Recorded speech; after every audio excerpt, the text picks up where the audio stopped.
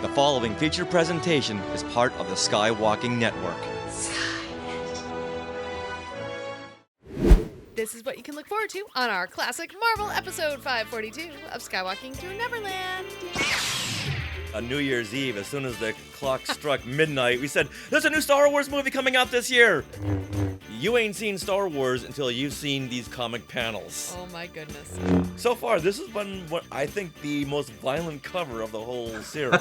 And we like it. What's that say about us? Oh, I know. Well, bless me soul, if it ain't Lando Calrissian. If they're making a podcast on Cloud City, are they twin podcasting? Oh! Are you ready? Off to Neverland. Here we go! A long time ago, in a galaxy far, far away. To all who come to this happy place, welcome. Disneyland is your land. When I first made Star Wars, everybody in Hollywood said, well, this is a movie Disney should have made. You're more than just fans. You're family. Best day ever! Secrets loud. It's about family, and that's what's so powerful about it. Hey. When you use a bird to write with, it's called tweeting. When we visit the world of Disney, we never grow old. It's a Peter Pan, Never Land that keeps us young in heart.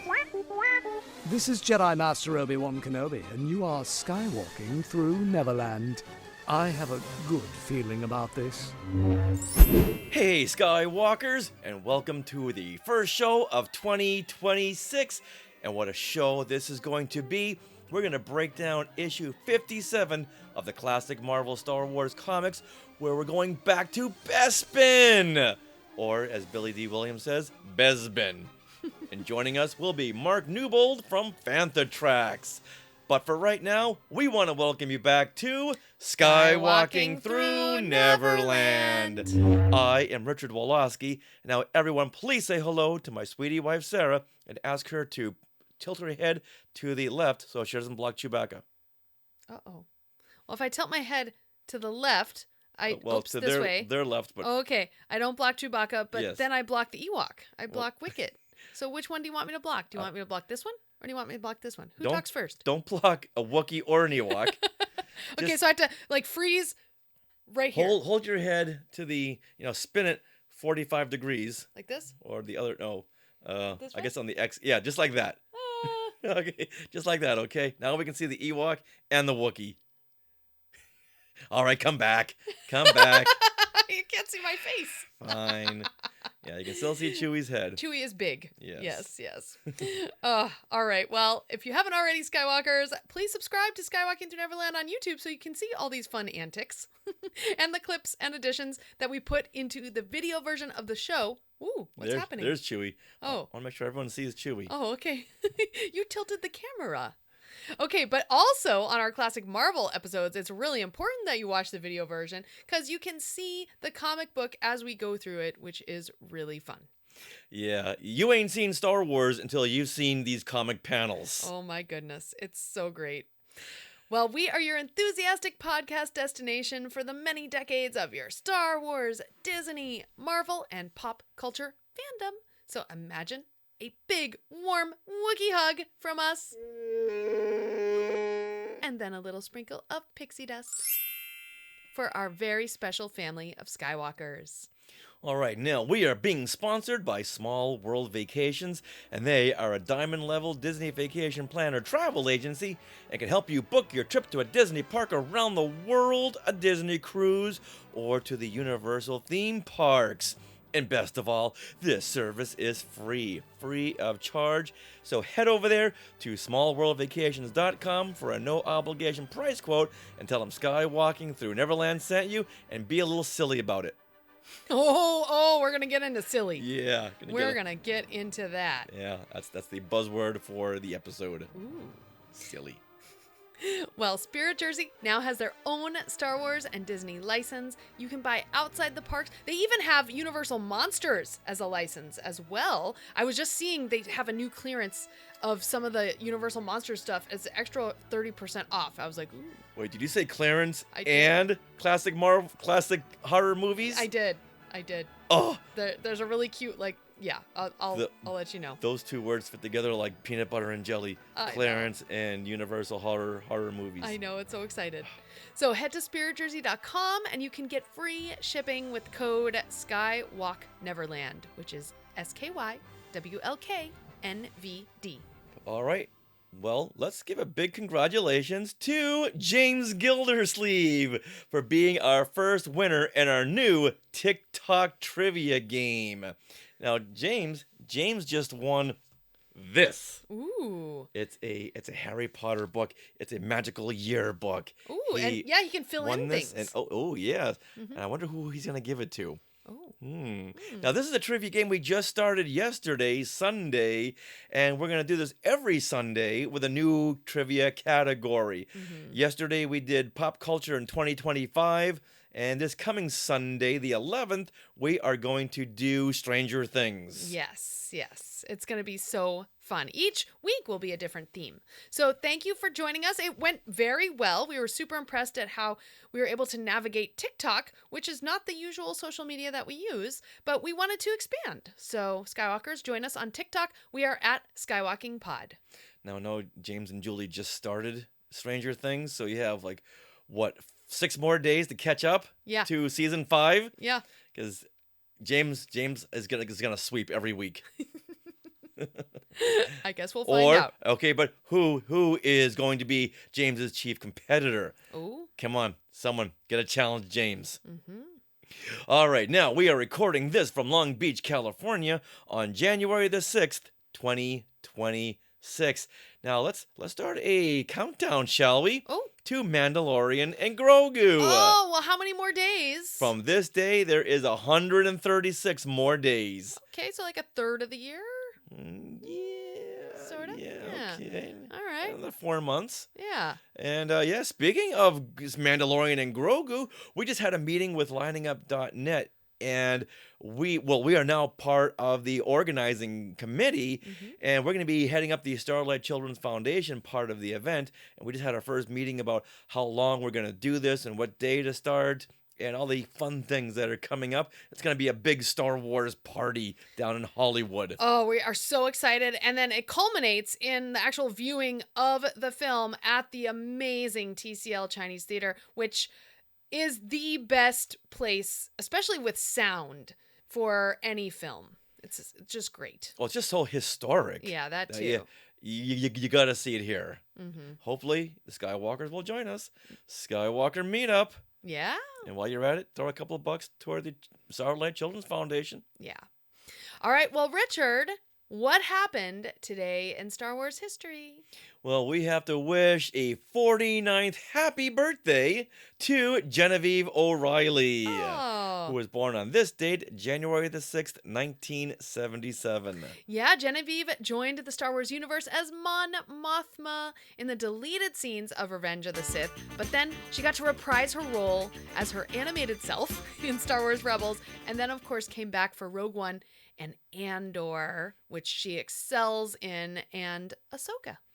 Wow, she is a big plus to the Star Wars universe. Yeah.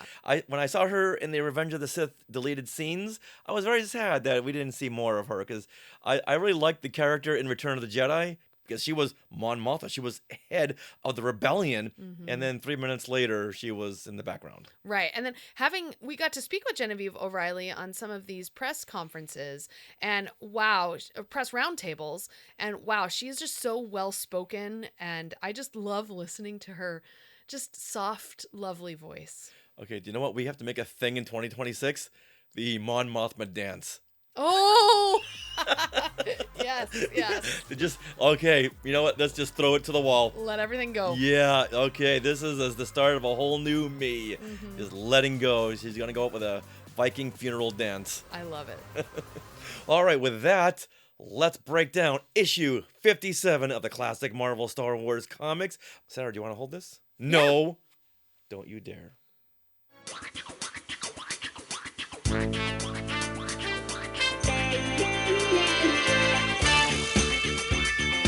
Skywalking through classic Marvel.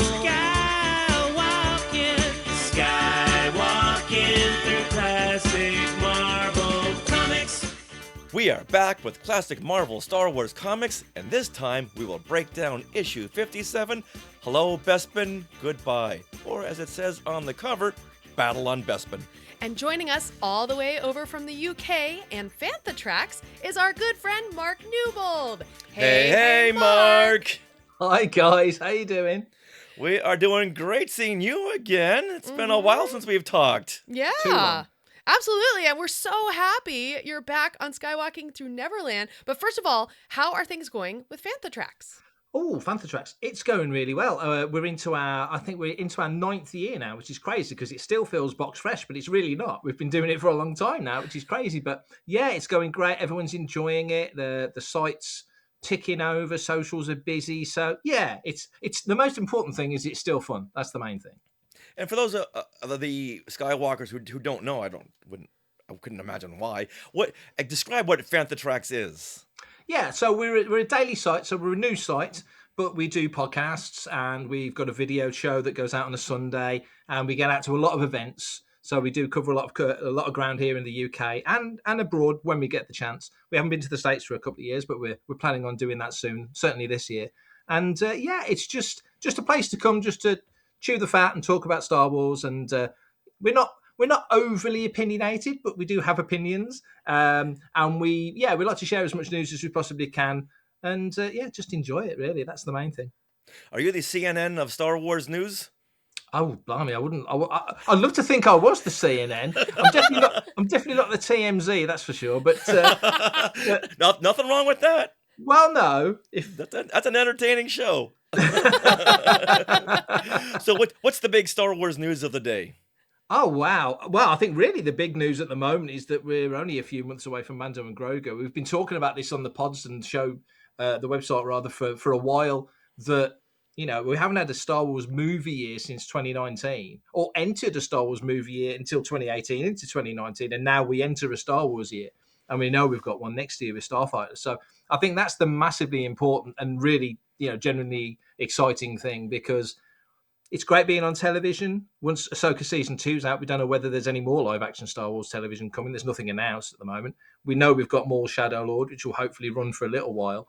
But Star Wars is a big screen property. It needs to be up on that, up on the silver screen. So I'm really excited to see Star Wars back where it belongs. Not that it doesn't belong on telly. It can be. It's a multimedia thing, isn't it? It's everywhere. But yeah, that's what I'm looking forward to. So, the thought of getting into the cinema, seeing that again, catching up with people we haven't seen for a while. There might even be a premiere. Who knows? There's all that sort of stuff. So that's the news of the day for me, is Mando and Grogu is on its way.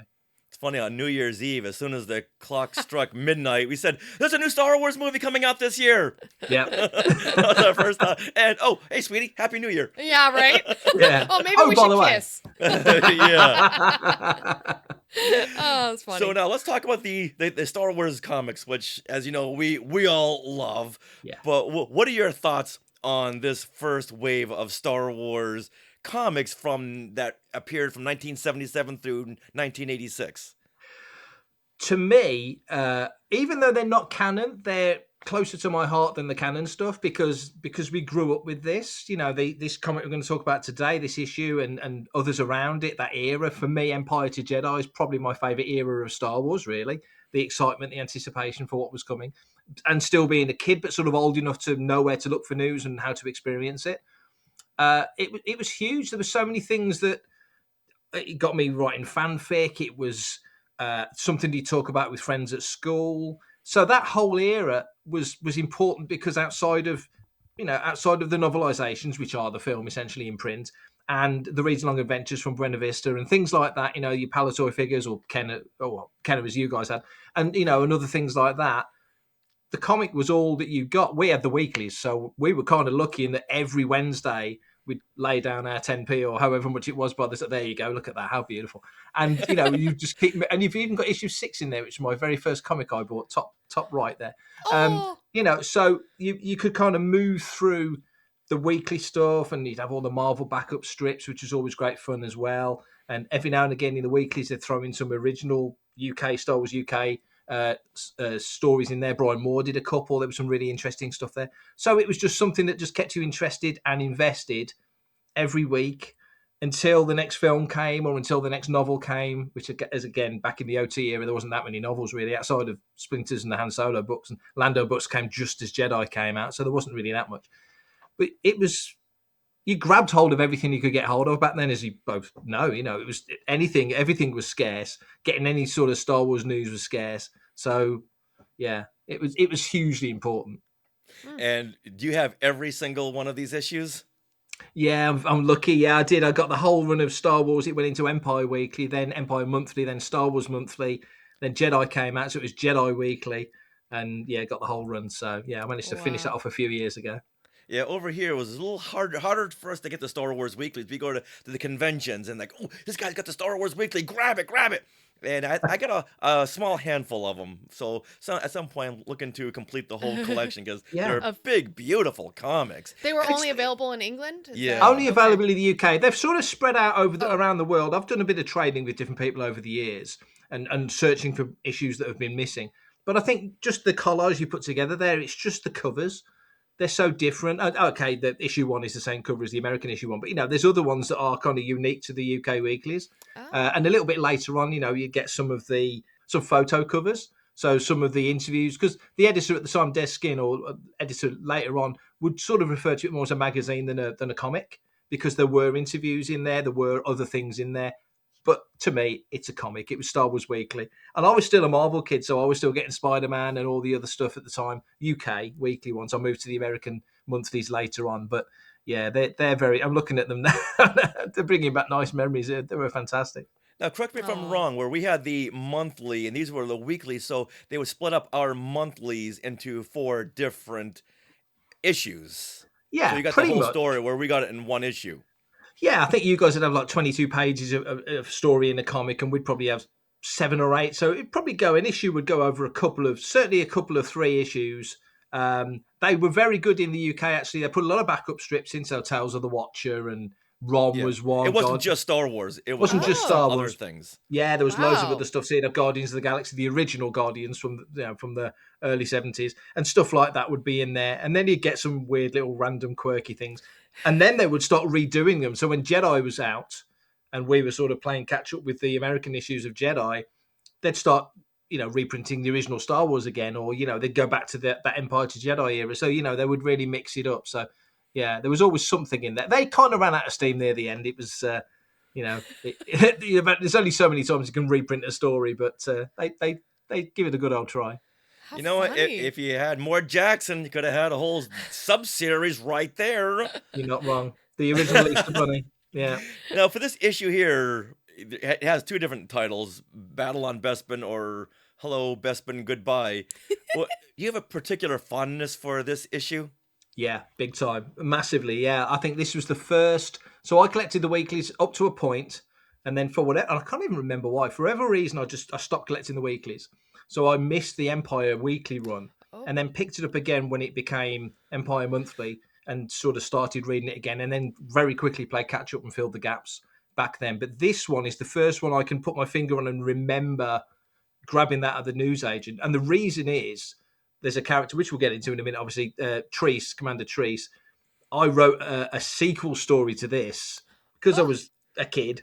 And I didn't cotton on that the next issue would sort of carry on. So I wrote a story with Treece, with Lando, with Luke, and that was the start of my fanfic stuff. So this is really important to me because I wrote fanfic till sort of the mid-2000s. Don't have time now with the websites and all the other stuff, but I wish I did. But this was huge for me. So the whole tone of this and the vibe of this comic especially was very much the tone that I wrote. And I was like 11 when we got it. We got this in 82. You got it in 81, but... this is a special one for me. Wow. A follow-up question. Where can we read your fanfic? Well, I can't remember exactly when I met you guys. I think I might have still just been at the back end of doing Lightsaber, which was the site I ran for 10 years before I joined Jedi News. That was a fanfic site that became a news site and an interview site. So it was on Lightsaber, and I'm hoping, although I said this last year, so, who knows, but I'm hoping to get that up and running again, and it will just be the fanfic site again. So I'm hoping to get all the stuff up. So it will be on there. And what I did with because it was like an 11-year-old kid, so I scanned the pages and popped that up. But we did actually do a comic adaptation of the story. So there's 2 issues of a comic that was done for back in 2007 for the 25th anniversary, which is kind of scary. So I should get that finished one day. Yeah. Oh my gosh. Well, if you can send over any of those drawings for this I can do that. episode, we can kind of sprinkle them in. That's exciting. Sounds good. All right, now, if the Skywalkers, if this is your first time joining us for our classic Marvel Star Wars comic sub-series, where we explore this comic run once again from 77 through 86, I like sharing memories of reading these comics as a kid, or, I know I've said it in the past, I look at the pictures and the ads. I didn't really read them until issue like 90. I wasn't a big reader growing up, and as we go through these issues, we make several connections and parallels of these stories and characters to current films and novels and TV shows and video games. And fan fiction. And fan fiction, that's right. That's right. So it's fun to see how Lucasfilm will go, I'll take a little bit of Cloud Riders here, and I'll take a little bit of this, I'll take a little bit of that, and put it in the new Star Wars. So it's fun now going through these issues and going, there's the impetus right there. Yeah. Now, for me, though, I'm reading these comics for the first time and sharing my 21st century response to these comics. So, as well as my artistic thoughts, because I love comparing the different styles that the various artists bring to this series. I mean, you can really tell when the artists are changing up and they get new people in or bring back some old people. So I love to look at the artwork. So in the last issue, Coffin in the Clouds, Lando Calrissian returned to Cloud City only to find that it had been completely abandoned, and he soon discovered that Imperial bomb troopers arrived to disarm a series of bombs left behind by disgruntled Ugnaught workers. Lobot, who was critically damaged by the Ugnaughts, has been reprogrammed to destroy anyone who enters the city, including Lando Calrissian. With the help of Imperial Captain Treece, they have to disarm the bombs and the Lobot. Now, in this issue, once again, you can go by Hello, Bespin, Goodbye, or Battle on Bespin, whatever your preference is. Imperial Captain Treece has just kicked Lando Calrissian off of the edge of Cloud City. Lobot quickly dons a life jet and blasts off to save his friend. He catches up to Lando and brings him safely down to the City of the Ugnaughts. Where is that Disney Plus series, City of the Ugnaughts? Come on. Later, Luke Skywalker and Shira Brie look for their friend on Cloud City, only to be cornered by Imperial troops. Okay, this comic in the US was released December 15th, 1981. It was written by David Michelini, Louise Jones, and Walt Simonson. The artwork was by Walt Simonson and Tom Palmer. The coloring was by Glynis Wein, and the cover art by Walt Simonson. All right, so Mark, we love to go over these comic covers and what your response to these are. So what is your response? My response is that anything drawn, doodled, or scribbled by Walt Simonson is good by me, because he's a genius. That run that he was involved in, he did some covers and then he did some interior art, and of course, anybody who read the old Star Wars comics knows that Tom Palmer will make anything that's inked by Tom Palmer look like Tom Palmer, because he was one of the most unique and one of the most stylized inkers. He had a very specific look. So a lot of pencilers' art would look, you'd know it was inked by Tom Palmer. So that was great. But the way Simonson would lay things out, some of the shots, the laser blasts, the real kinetic laser blasts, and just the angles and the movement in the figures was brilliant. This is obviously a sequence from near the end of the comic, this sort of firefight. But yeah, it's all there. It's fantastic. I love it. All right, Sarah. Oh, okay. So I feel like this cover, it looks like pop art to me. The stormtroopers in the foreground are really taking center stage. You see those two fighting with the firefight, like you're talking about, Mark. You really see those blaster fire. And the angles. However, then my eye was drawn to that stormtrooper in the foreground that's lying on his side with a huge gruesome hole in his helmet. It's like, oh my gosh, and it's smoking. The hole is smoking. That's a fresh burn. Wow. Yeah, it is. And Star Wars is really standing out red against that blue background. And then it's only later that I noticed that Luke and the woman, I guess that's Shira. Shira Brie. Right. They're battling the troopers, but they're pretty small in relative size to the troopers. But overall, this cover is just really eye-catching and makes me want to flip the page and really check out the story. I've always loved this cover because that blue just draws me right in. And as a kid, it scared me that stormtrooper in the foreground had smoke coming from his head. And we'd never seen that in Star Wars. In the film, when the stormtrooper got hit, he would just fall over. It'd be like a little scorch mark. In Empire, when the stormtroopers got hit, there was a little burn mark. Yeah. But now there's a burn mark in his head, and his head is smoking. Ooh, I'm not sure how this got by the censors. I don't think they even saw that, because I don't think they would have allowed that. I mean, the comic code sign is up there by the Marvel strap at the top, so somebody thought that was okay. But you're right. I mean, that is one of the most vividly, not gruesome, because you don't see anything other than the smoking hole, but you know that he took one. He took one in the head. Yeah. Ouch. Yeah, sometimes these censors, some things will get right by them, and it wouldn't be until later on. Look at the stormtrooper in the center frame. There's shards of his armor blasting off. So that's a pretty hard hit. But look how close Luke is. That's a direct hit right there. So his whole side of his body is just gonna be fried. Yeah, I'm like, wait a minute, is that a leg that's like kind of? It almost looks like it's disembodied from the rest of the stormtrooper, doesn't it? Can we pretend it is? Because that would make it even more gruesome. Yeah, because there's smoke. Oh, that smoke's coming from the stormtrooper head. Yeah, but doesn't this look this leg right here? With the little green looks kind elongated, of stripe. like maybe it was blown off. Yeah. Ouch. Wow. Yeah. So far, this has been what I think the most violent cover of the whole series. And we like it. What's that say about us? Oh, I know. But yeah. Where's Lando? This whole story arc is about Lando. Where's Lando on this cover? Oh no. We need Lando. Oh, okay. Right. We do put these covers on our Facebook page and in the group and ask the Skywalkers to comment on them, and wow, there were some comments. Yeah. Scott Rifen said the whole Shira Brie saga was top notch. Last issue, we were jockeying back and forth, Sarah, between is it Shira Brie, Shira Brie, Shira, right. Yeah, but Scott tells us that it is officially Shira Brie, since he had asked the writer David Michelini, oh wow, how you pronounce this, and he confirmed it, Shira Brie. And was sometimes with these comics like, oh, how do you pronounce this? And we were pronouncing it different ways. Oh yeah, each time. And Scott goes on, I have a great love for Mark Newbold as well. Oh.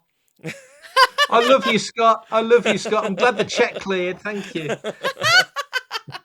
All right, Rex Gordon says, epic. Some of the best art was in this era. Colors pop, and people look like they should. Note the Ugnaughts filming up on the gantry. Look at that. You know what? I never noticed that. No, me I either. never noticed that until Rex pointed that out. That's really I cool. saw the little figures up there, but I didn't know it was the Ugnaught news team. Yeah. So good pull there, Rex. So he continues by saying, are they using videotape? Look at those cameras. I think that's still like 35 millimeter. Aww. Yes, they should be. Old school. Keep rocking, guys, and much love. Happy 2026. Aw, so cute. All right, so Patrick Izzo says, I love how the violence is depicted more here in the comic than the films, with the downed stormtrooper having a hole blown open in his head. Marvel definitely knew their audience of adolescent boys and what gets their attention on a comic rack. So yeah. Chris Mock keeps it very poignant by saying, I vividly remember this comic. Nice. The end. Okay. Scott Bauman said, you can really feel the way this will be a G.I. Joe influence on this Marvel comic at this point. The way the muzzle flashes are a burst into a line. I love the entire tableau of a pitched battle on Cloud City. Here's an example of how this cover influenced later 1980s G.I. Joe issues with those muzzle flashes. Oh, here we go. Oh, yeah. Ooh. Yeah. Wow. No, yeah, we got a G.I. Joe cover up here. And as a kid, this is the way I would always draw laser battlefields with these big giant flashes coming out of the blasters. Nice. But if you watch Star Wars frame by frame, you'll see that there's a big puff of white light coming out of the blasters before they rotoscope the lasers in there. Oh, interesting. Okay. Yeah, so I think that was maybe influenced on that, or that's just the way these artists saw these laser blasts. It just gives it that energy, doesn't it, as a visual cue. Yeah. Right. But then when you see other comics of this era where it's just one straight line coming out of the blaster, it's like, that's not going to do anything. That's not going to harm a fly. No. All right, and the final comment here was from Peter Smart, who says, "This, for me, was the best period of Marvel's Star Wars. The stories had great art and a real feeling of continuity." Okay. All right, so I think everyone's on the same page with this cover, that they love it because of the violence. and our news crew. Yeah, our news crew. Oh, yeah. Oh, yeah. Yeah, they're shooting something for YouTube up there. Yeah. All right, so Mark, give us your initial thoughts on this issue before we dive into it. I think this one's closest to my heart. I think because I was sort of really connecting big time with Star Wars and so excited for Jedi, but they drew them so well, and the characters really felt like the characters, especially Lando. I mean, Lando's one of my favorite characters anyway, and this little era was really strong for Lando as a character. But again, second issue, I think, with Shira. She's pretty new to the storyline at this point. So, and that whole thing develops tremendously. I envy whoever gets to talk about the Shira Brie art later in your series of these comics, because there's some absolutely amazing stuff coming up over the next sort of 6 to 9 issues that Simonson was on it. And really, really strong, but great era for Star Wars. I always loved the issues where we got to revisit a familiar location, like Cloud City. That's what got me really, really excited, because we didn't spend that much time on Cloud City in The Empire Strikes Back. So I was very excited for this issue as a kid. And as a bonus, we get the Lobot. Not just Lobot, but he gets the title of the Lobot. It's like The Rock, isn't it? Yeah. Yeah. And like you, Mark, this is one of my favorite issues, and I've been looking forward to doing this since 2015 when we started the sub-series, because it's one of the funnier of the Marvel Star Wars issues, and I can't wait to get into the comedy of Battle on Bespin. Well, I'm excited, so let's get into it. What do you guys say? All right, let's do it. All right. Let's open the page and whoa! All right. Well, this story picks up right where Coffin in the Clouds left off, where Lando was kicked off Cloud City, literally, by Imperial Captain Treece, and here he is plummeting towards the planet of Bespin, 1.5 miles straight down, and you see this splash page, which is pretty amazing. You've got like the red-pink atmosphere of Bespin in the background, you've got the gray, long spire of Cloud City, but then right in the foreground is Lando upside down, falling and screaming as the subject of the picture, yelling, "Help!" And I would be too.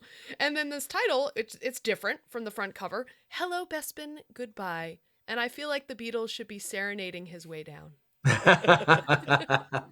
Either that or Simon and Garfunkel. "Hello, Bespin, my old friend." Like, hello, goodbye, hello, goodbye. Hello, hello. Musical interlude, I love it. Yeah, okay. Well, so the narration reads, "Oddly enough, the main reason Lando Calrissian has returned to Cloud City had been to rid that airborne mining colony of its Imperial governor, because that governor has just rid Cloud City of him." Har, har, har. I love it. All right, now, just in case you didn't see Lando falling down the reactor stock, Marvel uses this fun zoom-in feature so you can see Lando fall, along with a little piece of the broken weather vane, and I guess that's calling back to The Empire Strikes Back. When Luke fell down, you see a little bit of the weather vane snapping off and falling down, and as a kid, I thought that was Luke falling down. Yeah. But now he's back up on the weather vane. It's like, what just fell down there? And since Lando's been falling for pretty much a month since the last issue, let's take a minute so we can give you a brief description of how Cloud City operates. Because up until now, I never really knew what all these pieces were for. Ooh, so you did some research. Here we go. Yeah. All right, so Cloud City is a man-made Tabana gas mining colony, which hovers over the gas planet of Bespin. Okay, It's a gas planet of Bespin. All right, I'm going to come back to that. Or as Billy D. Williams says, Bespin. Oh, really? Yeah. Does he say Bespin? He says Bespin. Oh, funny. Yeah. Well, guess what? It uses 36,000 repulsor lift engines and tractor beam generators to stay afloat. Never knew that. Yeah. Now, the city contains 392 levels, along with platforms and rooms for residents and visitors. The top 50 levels of the city were used as a luxury resort, which included casinos. Oh. I guess that's what we see up top there. That's for the elite. Right. Yeah. All the rest of the city and the Ugnaughts live in this. Down below. Yeah, down below. Yeah, okay. by the engine room. Exactly. There are generators on the underside of the city, and they emit tractor beams that converge below the gas mine's reactor bulb, so the gas is forced up into the reactor stock and then into one of the several small reactor shafts, where it is then filtered through a processing vane. I'm learning things about Cloud City now. Yes. Each processing vane maintains a carbon freezing chamber where Tabana gas is mixed with carbonite for flash freeze preservation. Wow. And what is Tabana used for? Oh, that's a good question. It's used for Starship's hyperdrive, a coolant. It can be used as a fuel. Liquid Tabana could be used in weaponry as small as a handheld blaster, or it can be used in something as large as a starship cannon. Wow. I think I remember researching that when the whole Solo film came out and the coaxium thing, because it was how similar they were, and they're not a million miles apart. Okay. Yeah, but I never knew what this big reactor stock was for, and that little bulb at the very end. Yeah. I thought it was just maybe a design thing, but apparently it all has a function. All right. Function. Now, back to Lando as he plummets toward Bespin. And the narration tells us that while he's falling, Lando reflects on his recent successes, which is a creative way to remind readers of what happened in the last issue, where he repaired Lobot, who then disarmed dozens of bombs planted by disgruntled Ugnaught workers. Yeah, and this was really cool. Yeah. I liked how they did this. They find creative ways in each issue to say to readers, remember in the last issue where we did this? This is one of the things that comics used to do that they don't do now, in that you'd have these narrative boxes where comics don't have them anymore. They don't have thought bubbles anymore. So everything now has to be exposition. Whereas when you had these little narrative boxes, you could just explain who somebody was, they put a name of a character, or they would think something, so you kind of get in their head a little bit. That doesn't really happen anymore. It's a style of comics that's kind of gone to one side. Sadly, I kind of prefer this to how the artwork now today is beautiful, no doubt. But I do miss those narrative boxes, because sometimes you're reading modern stuff and you have to go back to previous comics or read an old review like, oh, that's the guy's, I forgot his name. It's been a month, Whereas here, there's no mistaking who anybody is. Yeah, and then also in these old comics, even the editor would have like little comments. It would be like blah, blah, blah by editor, Right. Marvel always loved doing that, yeah. Yeah. Well, he's got a mile and a half to reflect on things of the past. But those thoughts are quickly cut by the memory of the delicate truce made with him and Imperial Captain Treece. Oh, that Treece, who unexpectedly kicked Lando off of Cloud City into deadly space.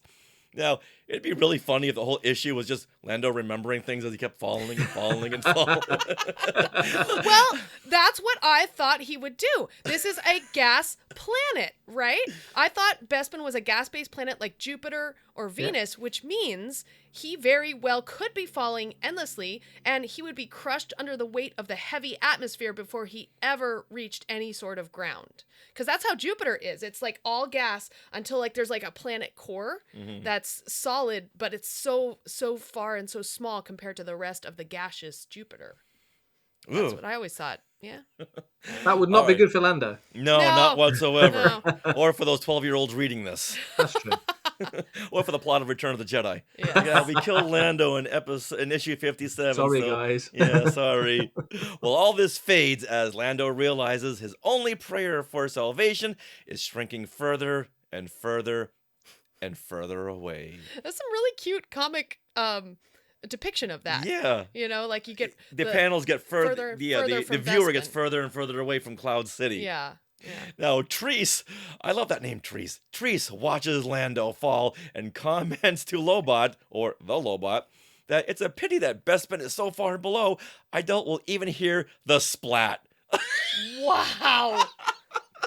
Wow. As sick as that is, that's a pretty funny line. It Good is. line. It's diabolical. It is, yeah. Wow. Well, Lobot then logics this whole scenario out and says that since the only threat to the whole city now is Treece, and the only one who can defeat him is Lando, then he must be recovered. Oh, and just who is going to perform this little miracle, Treece says?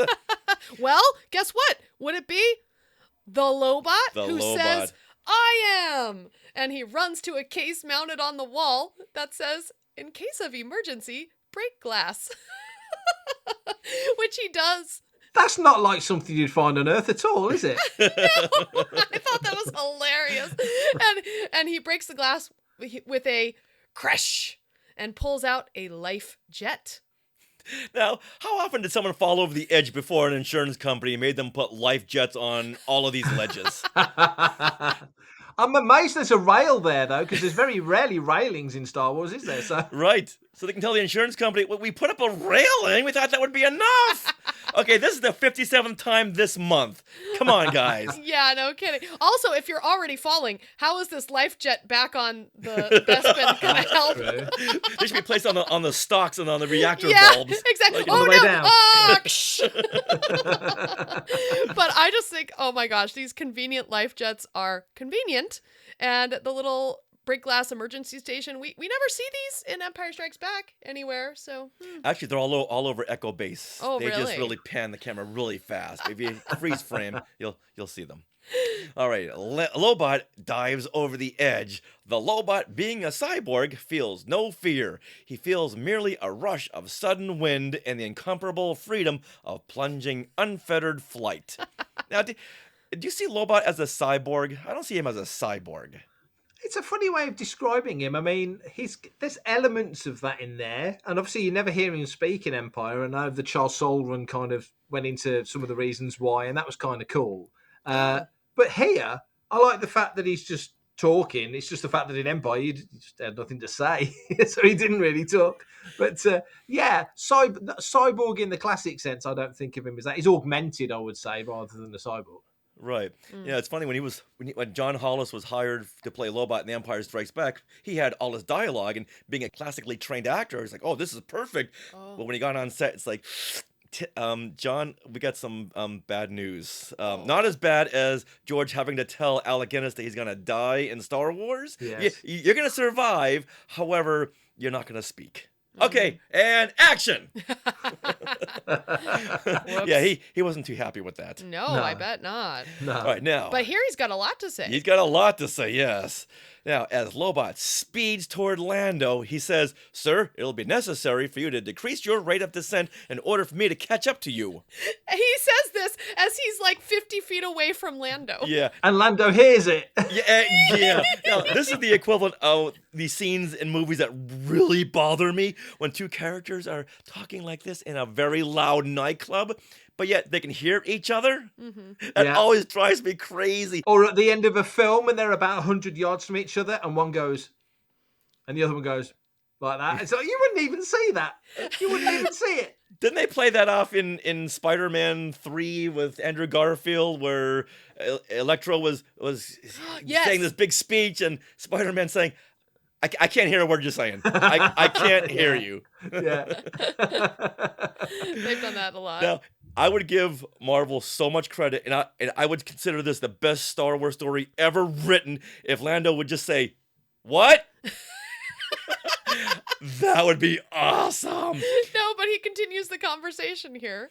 Instead, he says, "Like how? I don't skid too well on clouds." They're having this conversation. Now, they're about maybe half a mile now toward Bespin. Yeah. But Lobot catches up and grabs onto him. You know what this is reminding me of is the Star Trek 2009 film where they had to plummet into the planet of Vulcan to try to save Vulcan from being destroyed, and they fall down about 1.5 miles. Yeah. Oh. Yeah. Do you remember that? That's a good one, yeah. Yeah. Along that shaft, that's the mining shaft. So wow. It's not just Star Wars borrowing from Star Wars, it's Star Trek borrowing from Star Wars. Yeah. Amazing. All right. Now, meanwhile, on Bespin Below. Wait, Bespin Below? Bespin Below. What? An Ugnaught news crew led by Ars Fivel, or I want to say Feifel. Oh, you can say Feifel. Okay. Yay. Ars Feifel and his cameraman Porty are in place to film the destruction of Cloud City by the revolutionary Ugnaught workers. They are ready to film the moment that Cloud City crashes below on Bespin, where they are located. Uh-oh. Yeah. How many can see a problem with this plan? I didn't think that through. No! I think that's so funny. Yeah, we see this piece of the weather vane fall bounce off them. It's like, guys, you're in the wrong spot. If you're going to be right below, you're going to get some amazing footage. That's the toothpick. Here comes the tree. Yeah. Yeah. Oh my God. Okay, Fatum Fast Fact here. The name of the Ugnaught news outlet is called Action Tidings. And this was also mentioned in the StarWars.com hyperspace story, Lando Calrissian Idiot's Array, and it was also mentioned on Wizards.com, where it was a 5-part set of articles where an Ugnaught holo journalist looks back on hundreds of years of Ugnaught history, and we'll put both of these links in the show notes, but where is this deep cut Star Wars podcast? Are you kidding me? Why hasn't Pablo Hidalgo made this a real thing? Action Tidings. Someone do this. Do you know when the StarWars.com hyperspace story came out and the Wizards.com articles? Oh, it'd be mid-2000s, wouldn't it be? Yeah, okay. yeah. 4, 5, 6, somewhere around there. there. If it was hyperspace story, that's like 2005. Okay, wow. All right, so that's quite a bit in. I love that. Wow. All right, well, let's get back to these Ugnaughts. Okay. Now, instead of a news van, the Ugnaughts are on a floating raft above a river. Suddenly, a broken piece of weather vane hits the raft. Ars Feifel, who speaks like a pirate, says, "Aye, something else has fallen this way." All right, now wait a minute. I'm going to take umbrage with this accent. I feel like they've got Irish accents. So like, "Aye, something else has fallen this way, lads." Okay. That was more Scottish, but I take your point. Oh. I mean, it was. I can't get anything by Mark. It's definitely in there, though, isn't it? It's definitely going for that ooh-ah sort of piratey West Coast or Scottish or whatever. It's definitely rootsy. So yeah. Yeah, with the I thought of it as a pirate. I can see where you got that with the I. Yeah, but okay. later on, they say some words that are like very Irishy. Okay. I don't know. All right, so Lando and Lobot then land in the water with a paloosh. Ben Burt, eat your heart out. Oh yeah. And the Ugnaughts pull the two aboard the raft. See, here we go. Well, bless me soul. Well, bless me soul. No. Well, bless me soul. If it ain't Lando Calrissian, let's lynch him. Oh. What? This took a dark turn. Yeah. Darker than the hole in the head by the stormtrooper? No. Yeah. It's getting there. Oh yeah, you ain't seen nothing yet. Suddenly there's an explosion. Zach! An Imperial skimmer has caught up and begins firing. Lando suggests they fire back. Ars Feifel shouts, "Get that shot!" And Porty then starts shooting with the camera. And Ars yells back, "No, you dummy! I don't mean with a camera. I'm talking blasters." This is one of the funniest things I've ever seen in Star Wars comics. You're talking to a news crew. You say, "Get that shot." Of course, he'll pick up the camera and get the shot. Yeah. And then Porty shouts back, "Then yard of luck, bucko. This here's a news boat. We ain't got no blasters." It sounds like these Ugnaughts have been watching a lot of Happy Days with Bucko. You're in trouble now, bucko. Oh my goodness. Yeah, these are so funny. Is this the first time we see any kind of like news crew in Star Wars? I would say yes. I would think so, yeah. I can't think of anything before this. Yeah, not off the top of my head. There's this, and then there's Andor. Yeah, right. That's, yeah. And also there was a story in the Empire Strikes Back, not novelization, but when they put all those short stories for the Empire Strikes Back together that called out little point of other view, characters. a certain point of view. Amy Ratcliffe wrote a story about a newscaster on Hoth in the Hoth base. Yeah. Well, now that you say that, it's funny because Sindel from the Ewok Sindel, Adventure, when she grows up, she is a newscaster on Coruscant. Oh my gosh. Yeah. Wow. Newscasters in Star Wars. Yeah. I want to say that all these recent newscaster crossovers are because of podcasters. Right. Social media. YouTubers, podcasters. Yeah. I love it. We are now part of Star Wars canon. Oh yes. It's about time. Yeah. All right, Lando and Lobot leap into action. While Lobot repairs the Tabana gas balloons that kept the boat suspended over the river, Lando rips apart a camera to get the belt drive to a horrified Porty. Dude, private property here, hands off. Yeah. So, with total disregard to the Ugnaughts' work, Lando uses the belt drive as a slingshot and hurls a film canister at the skimmer. This just gets funnier and funnier now. Yeah. I love that it's a belt drive, though. It's such a sort of nuts and bolts thing because you think, oh, it'd be all digital, wouldn't it? But Star Wars isn't all digital. It is, fixed fuses and spark plugs, and that's Star Wars, isn't it? So you make things work, and everything works in a different way. So, wouldn't there be a belt drive? I love that. Yeah. Oh, it's so great. And now this is where we really see, I think, the Irish accents come out for Ugnaughts because they say things like, "This where you want it, lad?" and "Och, me camera." I don't know. How would you say those, Mark? I'm not saying them. I'm not opening myself up to ridicule. I do that enough on my own without being prompted. That Ochma camera thing feels very Scottish to me. So I think they're hodgepodging. That sounds like Scotty. So I think they're hodgepodging things together. Okay. To make their own, yeah. And plus, you need those little squeals. That would help. Oh my! Yeah. That was really good. Wow. Not even in the room. Like those little oys. Oi! Me camera.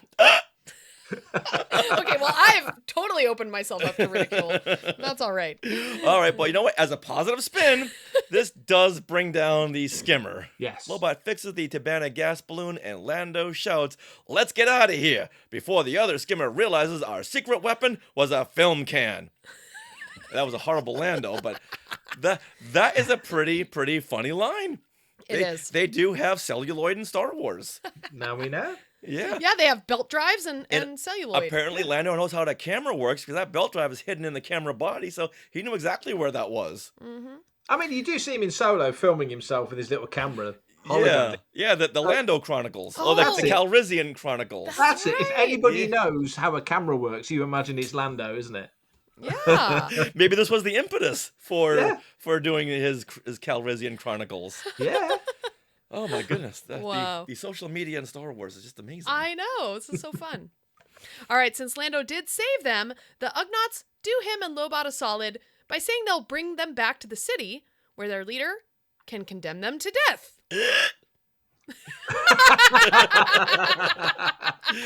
Yeah, I don't think Ugnaughts know how gratitude works. No, that's really funny. Wow. Meanwhile, back on Cloud City, Imperial Captain Treece is figuring out a way to spin everything so he is the hero for saving Cloud City. But just then, 2 X-Wings come in for a landing. Ooh. And who is it? It is Luke Skywalker and Shira Brie, along with R2-D2, who jump out of their ships. R2 plugs into the city's central computer to see if Lando had come back. R2 goes off with a... Da-deet-vroo-doo-doo-doot. It's like Kenny Baker sitting right here. Right? Ah, wow. That takes me back. Luke deciphers that the entire city was evacuated before bombs could go off, but the city was saved by a Lobot and a human. When Treece hears that this kid's name is Skywalker, he figures he hit the jackpot since this is who Vader has been looking for, and this will for sure get him a seat on the Imperial Senate. Wait a minute. I don't think Treece has been reading the Imperial newsletters. No. Or maybe had seen the scene in A New Hope where it was said that the Emperor had dissolved the Senate. The rebellion will continue to gain a support in the Imperial Senate. The Imperial Senate will no longer be of any concern to us. I have just received word that the Emperor has dissolved the council permanently. Yeah, Treece, there ain't no Senate no more.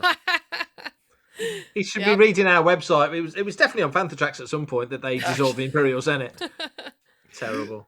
Luke feels a tremor in the Force, and he grabs Shira and ducks out of the way of a laser blast. All right, now, Treece has them pinned down, and things are looking up for him, finally. I kicked Lando over the edge of Cloud City. I got these two rebels pinned down. Oh, that seat on the Senate is surely to be mine. The Emperor has dissolved the council permanently.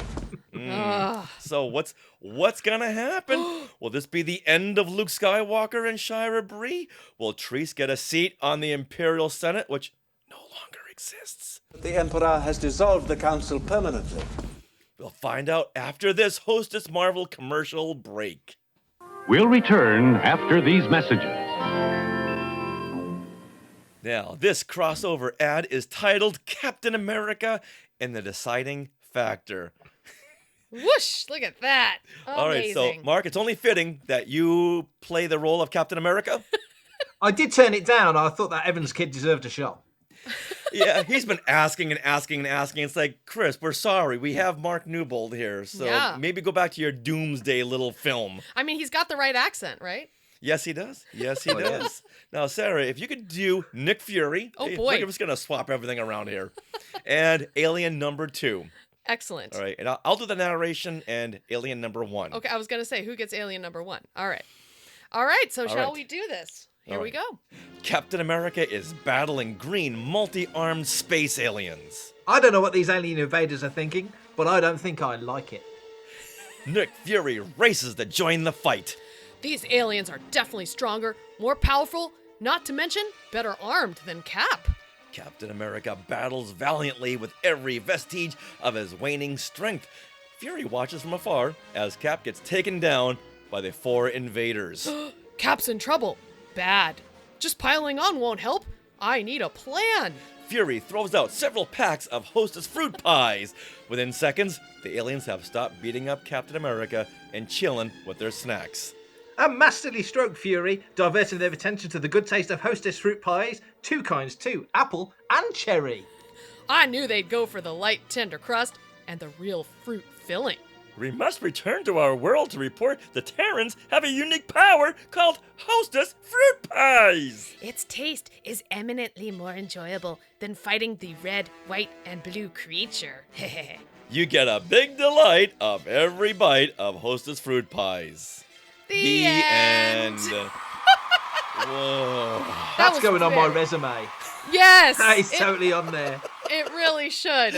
But you know what? Looking back on this, I think Marvel and Hostess had this whole thing figured out 40 years ago. If you want to stop a fight, give out Hostess fruit snacks. That's the problem with social media now. We can't give Hostess fruit snacks through the web. Okay, the next time I see fans fighting online, I'm going to post a picture of a Hostess fruit pie.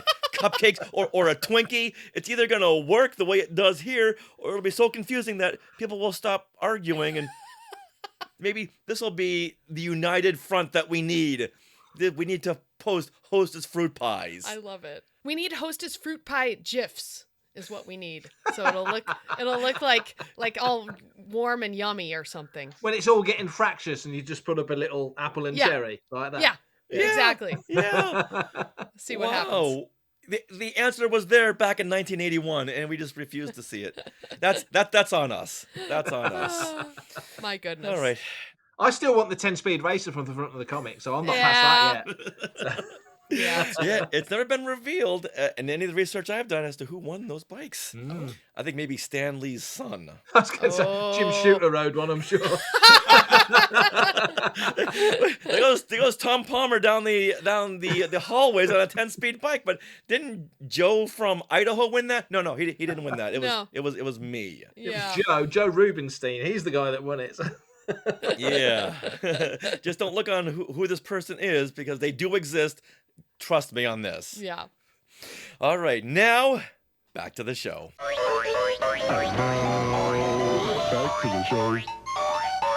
All right, back on Bespin, Lando and Lobot are brought to the city of Ugnaughts. Lando reassures Lobot that when he dealt with the Ugnaught workers back on Cloud City, they were sensible, and he hopes that their grand majestic monkey muck has stayed that way.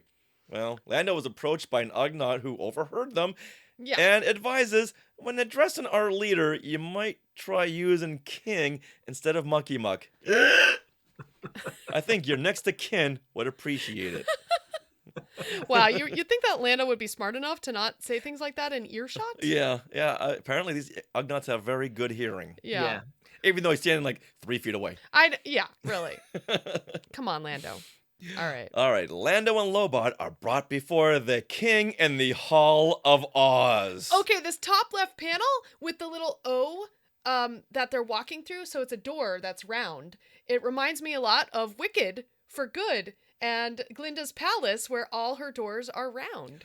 So it's not just Star Trek. No. And Star Wars borrowing from these comics. It's Wizard of Oz. Yeah. Even though that came out 40 years earlier. Yeah, who borrowed from who, though? Because Hall of Oz, But then you get OZZ. into Wicked, and that's 40 years later. So we're going to say it all starts with Star Wars. Yes. Even though Wizard of Oz came out beforehand, but we'll delete that part of history. Okay. Wouldn't be the first time someone on social media did that. All right, Lando tries to convince him that Treece's story of how things went down is a total wash. Now, okay, so in brief, Treece has said that the Ugnaughts were creating an insurrection to bring Tibanna gas mining back down to Bespin instead of having it on Cloud City. Right. So I can see where the Ugnaughts are where they are, where their viewpoints are, and they want their work to be kept down there instead of on Cloud City, So where they don't have to the commute. working conditions are terrible. Right. And yeah, there's a commute of 1.5 miles. Yeah, what the heck? Yeah. I love the thought of Lando actually having to meet up with the Ugnaughts and their like union bosses to make this work, because there's obviously plenty of them on Cloud City.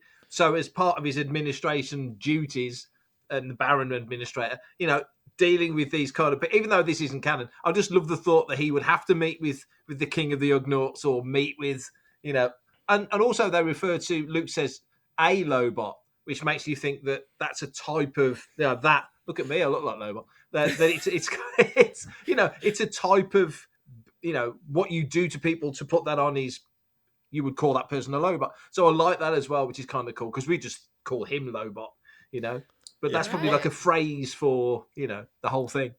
At some point, Lobot's going to say, just Lobot, not a Lobot, not the Lobot, Lobot. Yes. Get it down, people. Come on. It's been how many years? Now, the king says that the gas mining was good here, but conditions were better on Cloud City. Oh. That is until the Empire got involved.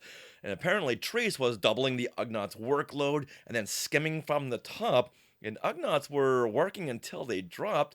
And that is when they decided to blow the whole city up, as told in the last issue. Now, this is news to Lando, so what does Lando do? He gets Hulkified. Oh, Lando smash. Yeah. Yeah, he learned that his city had been turned into basically a slave camp. And he says to King Oz that he just lost an enemy and gained the meanest, maddest friend he's ever had.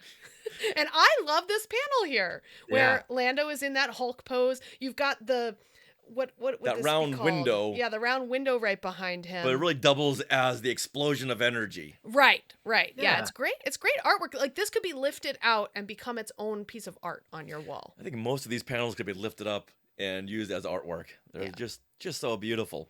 Maybe except for those first couple of issues of the Star Wars comic where Luke looked nothing like Luke, and R2 was a bunch of shapes, and Chewbacca looked like a Sasquatch with a shaven face. Except for the Howard Chaykin, we love your artwork, but I know you had very little to work with as a reference, so we forgive that. Right.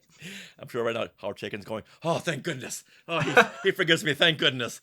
All right, back on Cloud City, Luke and Shira are battling it out with Treece. But wait. What? They don't use your typical meanwhile. Meanwhile. No, they say Oh, meantime oh. above. Oh, it does say What is this Meantime. meantime all of a sudden? Usually say in the meantime, like in the intervening time, but meantime doesn't seem to work. Meanwhile above would work, Right. but meantime doesn't work. So that's an odd one. Yeah, I thought that was very odd as well. Yeah. Let's just forget this whole recording, okay? This has gone downhill from here. But we will continue because this is a very good issue. Now, Shira says to Luke that they've got trouble, and Luke says, I know, I'm shooting at it. And she comes back with, that's not what she says. I know. Pardon me. No, I mean more trouble, silly. There's an Imperial troop transport diving in from the horizon. Stop. Did she just call him silly? Yeah, she did. No. She called Luke Skywalker silly. All right, get me a phone, okay? Now, someone call Marvel and tell them to take that out of future reprintings and the Marvel Unlimited app. No. Why don't Bad. you like silly? In the middle of a big weird. laser fight. I know. Big battleground here, and she'd say, "No, silly." No. Nope. Let's just move on, okay? Okay. All right. Well, let's see what happens. Ooh. Whoa. A battalion of stormtroopers disembark from their shuttle and start firing with a Farach. whoop. Badamp. From cow. Crow. Fram. Fram. Someone's been watching Happy Days and Batman. Yeah, no kidding. Oh, yeah. But look at this panel is just a whole bunch of explosions and the words. Uh-huh. Oh, I guess, okay, there's Luke and Shira way at down the bottom. there. Yeah. That's fun. Oh, wait. The action news team of the Ugnaughts is back. Let's go. Oh, here comes some more action tidings. Oh, there we go. Lando and Lobot float back up to Cloud City on a news raft. Lando says he's going to give Treece the same shaft he's been giving the Ugnaughts. A little foreshadowing there. Yes. Now, the Ugnaughts hear gunfire and know there's a story. And where there's a story, there's more clicks and subscribers. Right now it says, subscribe to the Ugnaughts Action Tidings. Oh, yeah. Do you have that on your issue, Mark? Of course. Of course it did. It did. At Action Tidings. Yeah, www.actiontidings. He said that in 1981, I'm sure of it. That's not the Mandela effect. I definitely saw it. Yeah, perfect. Okay, I'm looking at my original issue right here, and it does say, please subscribe to Action Tidings. It says it right there. It's in the issue. Is it right behind your hand when you're holding the front of the cover? Yeah, it's right there. Can't you see it? There you go. That's it. Yeah, I thought it did. Yeah. Okay, good. Then we're all on the same page with this. Good. I do really like this panel here at the bottom right where the Ugnaughts are all with their cameras and they're kind of breaking the fourth wall by looking at us as they say, "There's gunfire coming from over yonder." Sorry, that was really awful. That was good. Yeah, okay. Yes, sweetie, that was fantastic. Oh, thank you. Okay. Wow. They're going to sign you up for season 2 of Book of Boba Fett, I'm sure of it. I'll be the first Ugnaught there. All right. You and Misty Rosas. Yes. I love the fact that they got to get these huge 35mm cameras to the action. Mm-hmm. You know, wait till they see what happens with iPhones. Oh boy. Oh, okay. But they do manage to get these big cameras to the battleground, and Ars Feifel starts a live stream bringing coverage of the fight for Cloud City. He is doing a live news stream. Yeah. Now, another funny moment as the troopers stop fighting to figure out what is going on with the Ugnaughts above, and even Shira and Luke stop fighting and go like, what is that? What's going on up there? Yeah. It's so cute. If they're making I'm just thinking, if they're making a podcast on Cloud City, are they twin podcasting? Oh, like the twin. And you can listen. You can listen to it where and what? And your twin pod cloud car. Yes, there you go. There you go. Oh, I love it. That's another great name for a podcast, the Twin Pods. Twin. So we're coming up with all sorts of ideas tonight. This is yeah. Content for days. We have to delete some of this just so we can keep it for ourselves. Oh my goodness. That's too good. Wow. Yeah, we're all about sharing. We'll share with everybody. But it's just funny how the war has stopped because they're looking up like, what's going on up there? What are these Ugnaughts doing? Tonight at 11, what does that mean?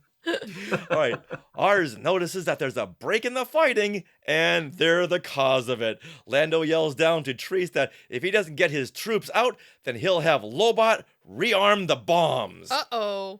And Treece counters by shooting Lobot and getting him right in the brain enhancer. Oh my gosh. Mark, don't you hate it when someone shoots you in the brain enhancer? I hate it when I get shot in the brain enhancer, especially when it makes the sound effect satch. That's the worst. Right. Well, very proud of himself. Look at that. Satch. Yeah, I like it. Well, very proud of himself, Treece tells Lando he's lost the only way to activate the bombs remotely. Check and mate. Look at Treece's face right there. He thinks he's won. That's a great shot. Oh my god. That's a great shot. I want that on a t-shirt. Right? That and then this Lobot here. Oh, I don't want that on a t-shirt. No, that's kind of scary. I'm that like, is what? very scary. Where did he actually hit Right in the Lobot? brain enhancer. So would that be that thing on the side? Yes. Yeah. Oh, okay. It's not clear because it almost looks like he got him in the shoulder. Well, I think that was the implication, so the readers will think that. Oh, got it. Okay. All right. So then Luke yells down to Treece, "Hey, hotshot, you blew it. The Lobot wasn't the only one who can move things without touching them." Using the Force, Luke activates the 11 hidden bombs. Okay, are they not thinking through these plans here? Yeah, they're on Cloud City. Yes, and he's going to activate the 11 nearby bombs. Luke, you're on Cloud City also, okay? Yeah. And so are your friends. Yeah. Wow. Now, It's really cool panels, though. yeah, Very he's cool. he's doing that, the Aquaman. Woo, woo, woo, woo, woo, woo, Yes. woo, woo, woo. Yeah, and all the clicks and yeah, it's neat. It's a neat sequence of events. Yes, you know what those clicks are? People subscribing to Action Tidings. Oh, I'm loving this. Click, click, click, subscribe. Click, click, click. I'm there with you. You guys probably won't last the day, but I'm right with you for the rest of the hour. Totally. All right, now Luke is teetering on the dark side here as the bombs are now 30 seconds from detonating. Luke, what are you doing? I know. Stormtroopers scatter amid red beams of something. Yeah, what is that? Red beam. It's what do you like a think that is, security Mark? system. I don't know what that is. I'm not sure because I think I probably thought when I was a kid that was laser fire, but it's not because they're all bendy and different directions. Yeah. So I think it's just showing the energy of them running around. I think maybe. Yeah, I guess so. That's odd though. It's an odd choice. Yeah. But Luke up here at the top of the page, he's turned into He-Man. Oh, that's a great shot. The power Yeah. of detonating bombs. Right. I did not think through this plan. No. And then all of a sudden the bombs go off here at the bottom of this page. Boom. Boom. Everyone do your pooms. Boom. Boom. Very nice.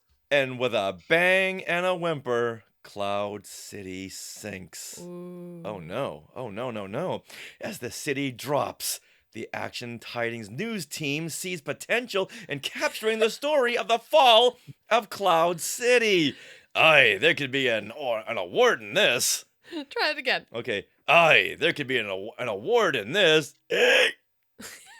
Well, I'll have to give it to you posthumously since you're on the crashing city, Ars Fievel. Yeah. You and Porty and get out of there. Well, Lando is, of course, freaking out, but Luke says, relax, it was just a trick. He just blew up the primers, and the repair drones are already working on repairing the holes in the side of the city. It was all flash, no crash. Ha ha ha. But So if those were explosions like mines on the side of the Cloud City, did Luke just do a Jedi mind trick? Yes, because Treece is the one who gave him the idea. It's like, hey, you know what? Lobot can't detonate these without touching them. He'll have to do it manually. Luke's like, wait a minute, I've got a power where I don't have to do it manually. So thank you, Treece, and set off these primers, whatever a bomb primer is. Yeah. It did some pretty heavy damage to the side of Cloud City.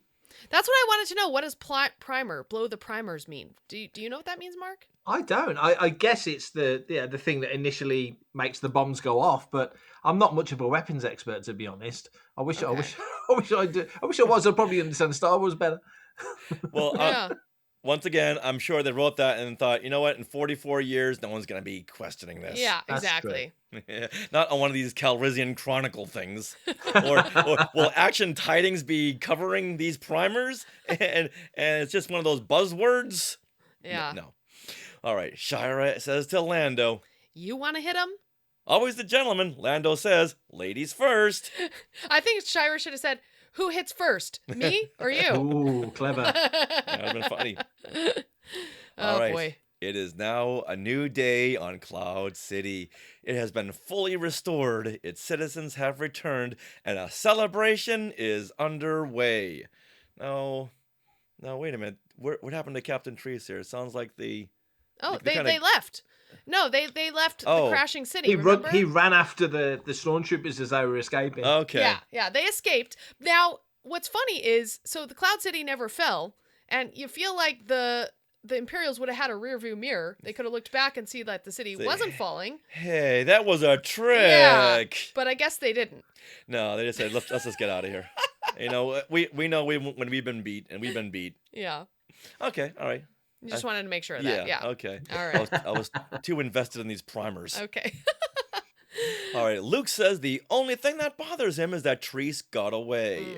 Lando says, not entirely. He and Lobot transferred Treece's last illegal deposit, along with his complete banking information, to a different account, one set up by a rather severe fellow named Vader.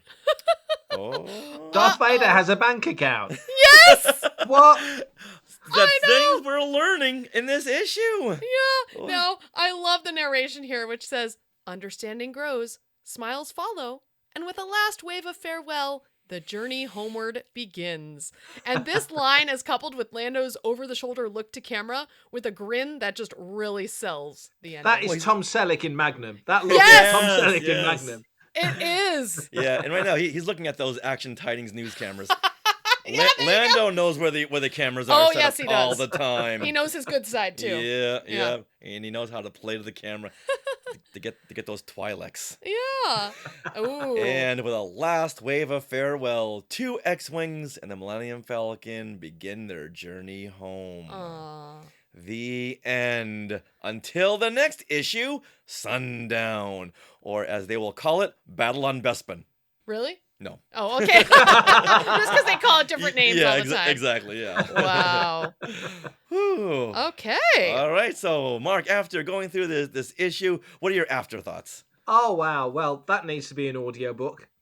With us narrating it. That was so much fun. I mean, obviously I read that when I was a kid, and I've read it sporadically in the years since.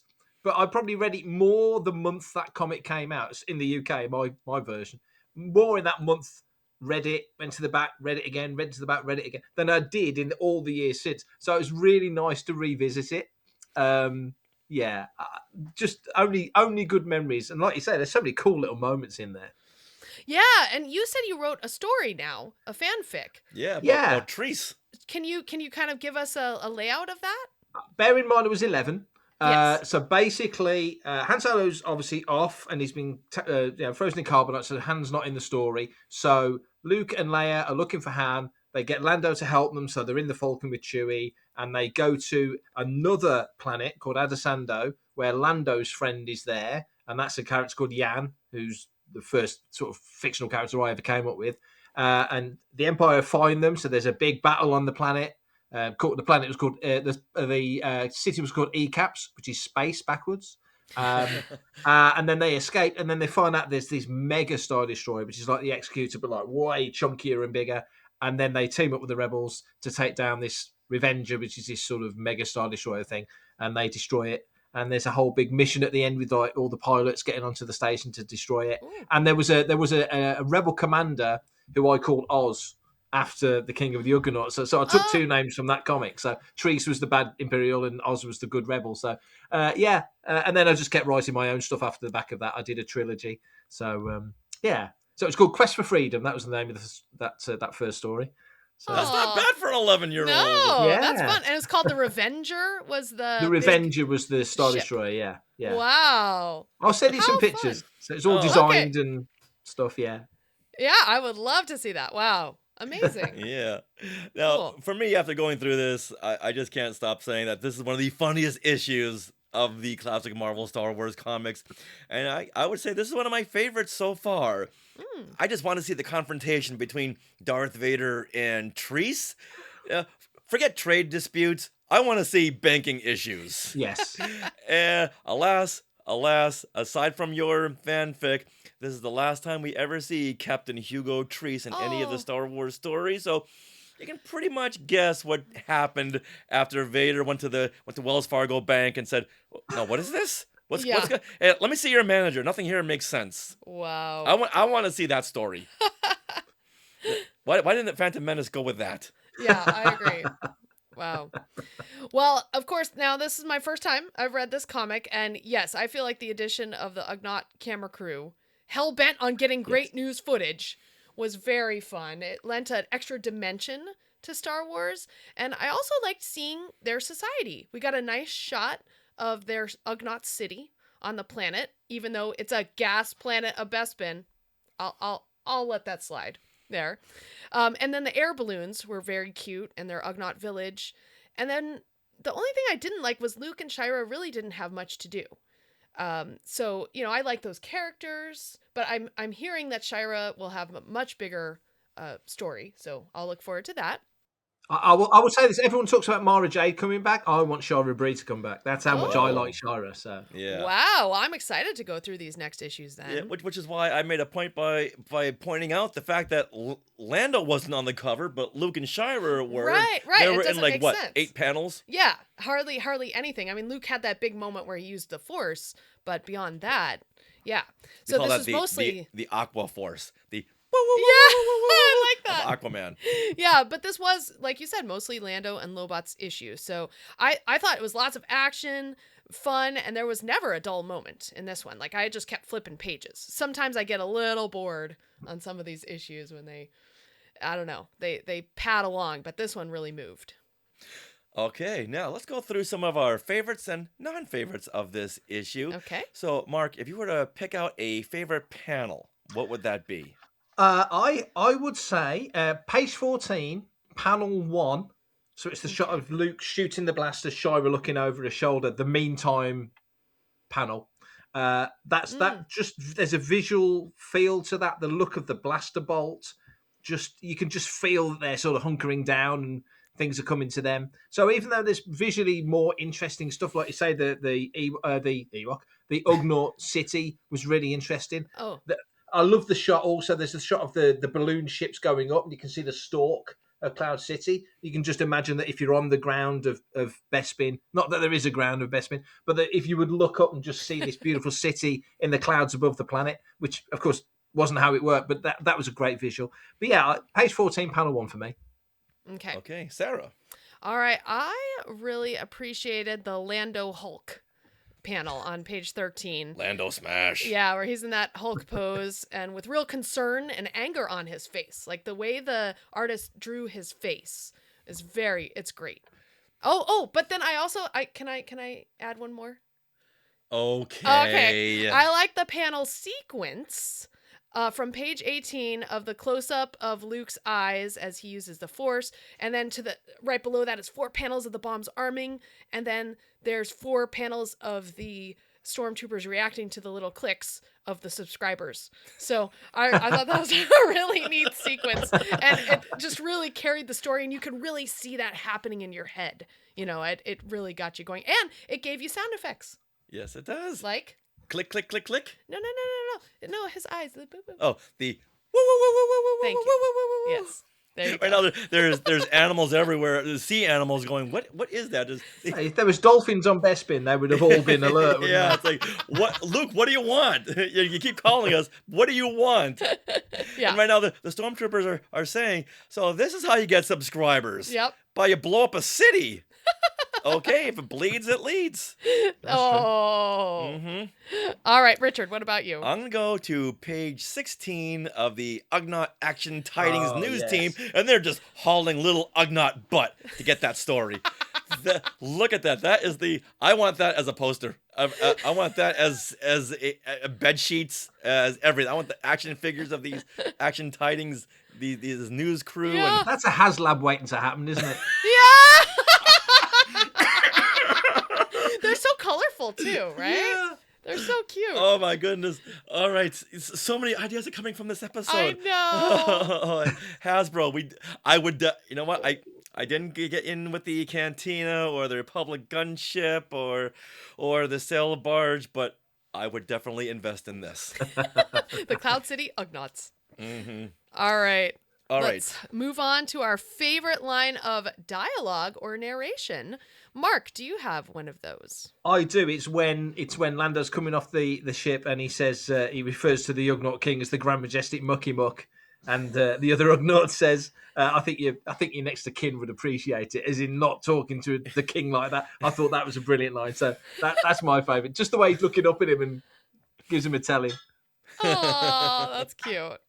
All right, I'm going to go to page 9 where Lando shouts, "Then let's get out of here before the other Imperial skimmer realizes our secret weapon was a film can." That's just so funny. They're using film cans as a weapon, and just the fact that he's calling that out is just really, really funny. Yeah, I like that.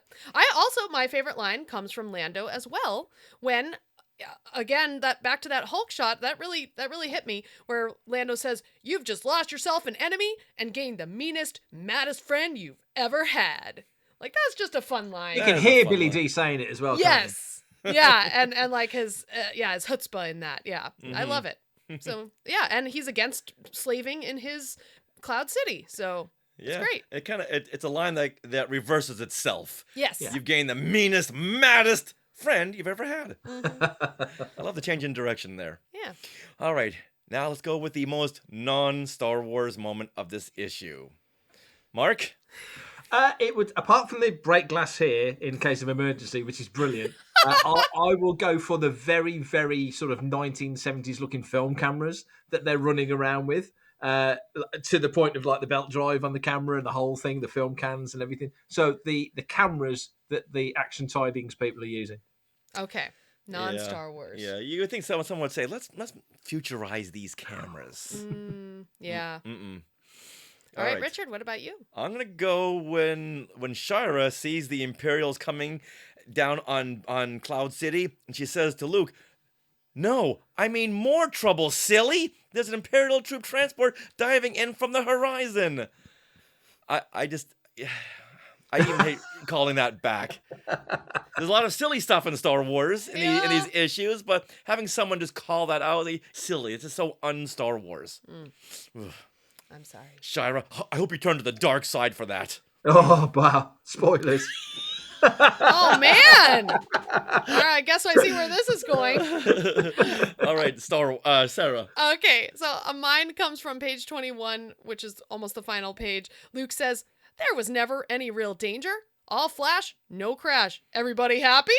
That last line of "everybody happy," it's just not something I can hear Luke say in my head. It's not part of his what he'd say. Okay. Yeah.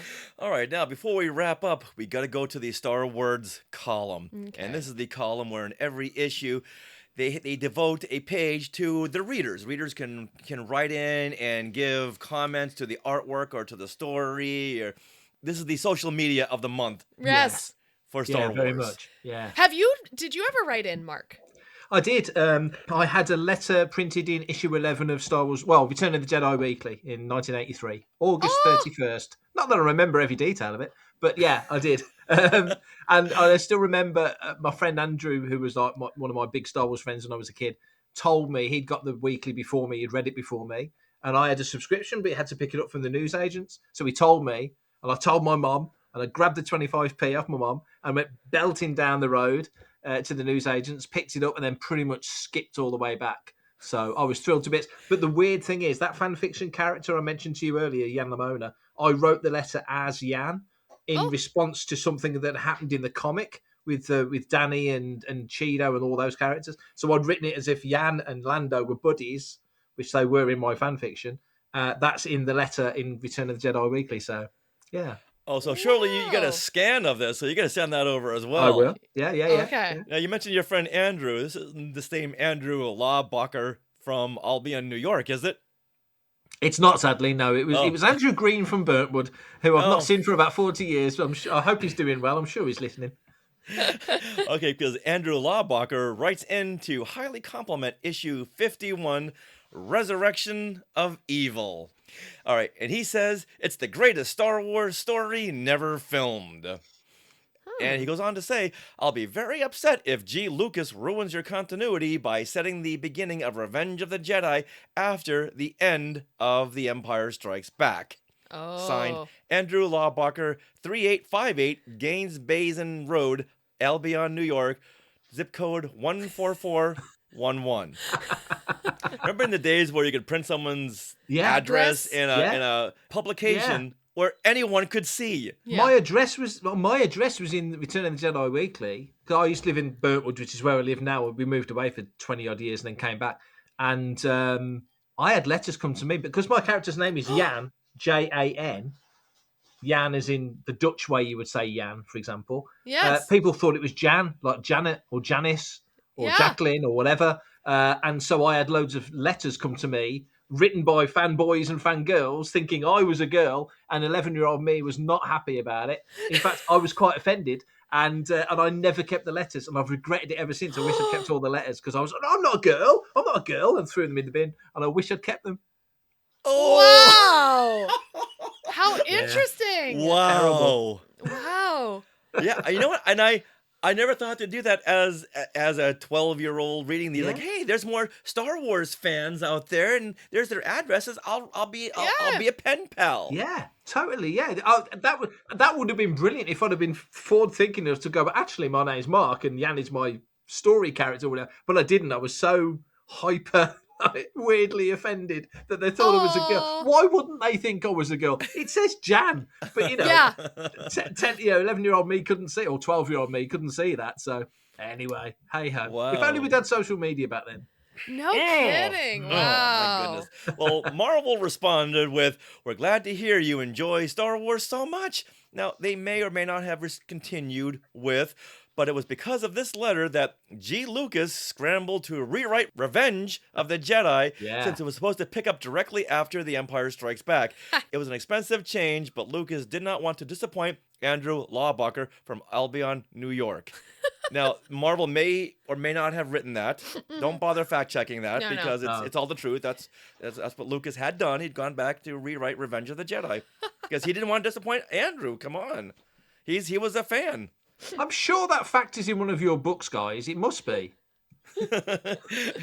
It will now. Yeah, no kidding. Second print. Let's rewrite Revenge of the Jedi history. And this was why it was called Return of the Jedi, because it was a whole different movie than Revenge of the Jedi. Oh, all right, Mark. Well, I hope you had as much fun as we did exploring Hello, Bespin, Goodbye, or Battle on Bespin. Hello, now, goodbye, if the Skywalkers... That's right. Hello, goodbye. Now, where can Skywalkers reach out to you on social media, and where can they find Fantha Tracks? If you want to find Fantha Tracks, it's fanthatracks.com, and we're at Fantha Tracks at all the socials, so you can find us on there. And come to the site, because that's where you obviously get the news, and you can link to the pods and link to the video shows and all that sort of stuff. So the website.com is the hub for everything. And if you wanted to find me, not that you would, but you will find me at prefect_timing. I'm no longer on Twitter. I've decided to get rid of that, so I'm not on Twitter, but I am on Instagram. I'm on Threads, Blue Sky, and Facebook. Okay. And you can send me a letter if you want to. Go back to 1983 Star Wars Weekly, and I'm sure it'll get to me. It's the same town, so yeah, you could try that. And can we address you as a girl now, too? Please do. It's 2026. I'm much more open-minded than I used to be. He's forward-thinking. Well, Mark, you big silly, thank you for joining us. Shout-outs, Skywalker shout-outs. Which Skywalkers get props from here in Neverland? Who was tweeted out? Shout-out. Who was photoballed? Shout-out. Who was shared a post? Shout-out. It's the beginning of the month. You know what that means.